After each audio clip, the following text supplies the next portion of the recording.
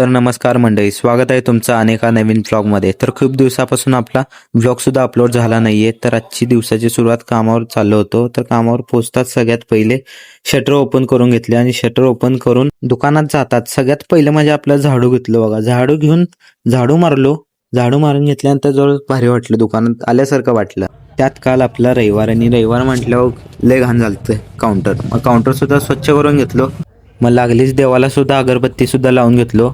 भावांनो, कसं आहे माहिती आहे का, देवाला कधी अगरबत्ती लावायला चुकायचं नाही. सगळ्यात पहिले म्हणजे काम ते बघा. मग सगळं झाल्यानंतर आपलं बसलो जरा आरामशीर निवांत बसलो. मग श्रीमान दादाचा जो नवीन ब्लॉग आलता ना, ते बघायला सुरू केलं. तुम्हाला माहितीच आहे भावांनो की श्रीमान दादाचे ब्लॉग कोणता असू दे भावांनो, बोरिंग जरी असलं तरी भावांनो पूर्ण बघतो आपण. मग ब्लॉग बघता बघता दुपारचे 2:30 वाजलेले कळले नाही. मग दुकान बंद केलं आणि घराकडे गेलो बघा जेवायला. मग दुपारी जेवताना शूट करायचंच ध्यानात नाही. मग सॉरी बरं का भावांनो, ॲडजस्ट करायचं. मग मम्मीनं पिठलं भाकरं केलं होतं. मग ते पिठल्या भाकरात जोरात दणका दिला बघा, पोट गच्च झालं. मग कामावरून जरा बसलो निवांत. मग जुन्या मोबाईलमधला डाटा नवीन मोबाईलमध्ये अपडेट करत होतो, तर संध्याकाळ झालं कळले नाही. मग तेवढं काळूक पडलेलं जाम. ते काळूक का पडलेलं माहिती आहे काय, दुकानातली लाईटच लावून होती कुठली. मग लाईटसुद्धा लावून घेतलं बघा. लाईट लावून घेतल्यानंतर उरलेला जो डाटा होता तो डाटा अपलोड करून घेतला नवीन मोबाईलमध्ये.